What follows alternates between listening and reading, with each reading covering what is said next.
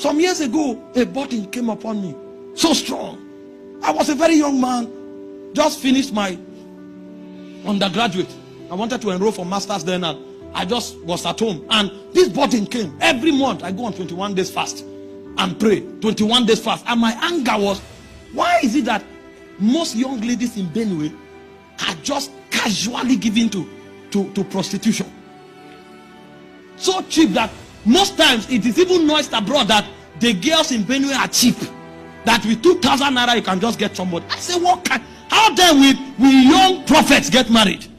Because when these ladies are done, they run into choir, even when they have not repented. What kind of thing is this? How will God's heritage be preserved?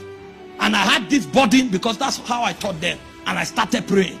In the 6th month, I was still on the 21 days fast. And suddenly as I laid down, my wall opened. And a being walked into the room. A naked creature. Female creature, but the head was a man.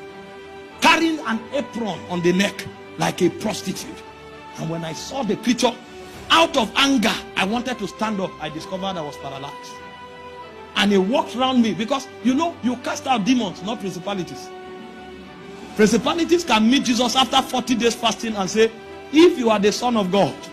The same Jesus that the principality was talking to entered the synagogue and demons screamed and started going out. It's demons you cast out. A principality has body, so you don't cast him. It's a demon that does not have body, illegally occupying somebody else that you can say get out. When you meet a principality, put on the whole armor of God because you are about to fight. And so this creature walked into the room. I tried to get up, I was paralyzed, and he sat on me. Immediately my spirit began to scan, and I remember, they that call the name of the Lord, they shall be saved. And I said, Jesus save me. And light came and dematerialized that spirit. That was when I knew the foundation of fornication and prostitution in Benue. It was a principality summoning people. It wasn't just what young girls do. It was a civilization. An atmosphere was opened over the city. And so I knew that warriors needed to rise as gatekeepers to shut the door. Because that's the technology in the spirit. So the burden that was put upon me was so that me too, I will rise as a voice. And in the day of my stature, I will be able to speak from the heavens and say, let this gate be shut. But I didn't know. I started praying and attacking things. It was not time to attack.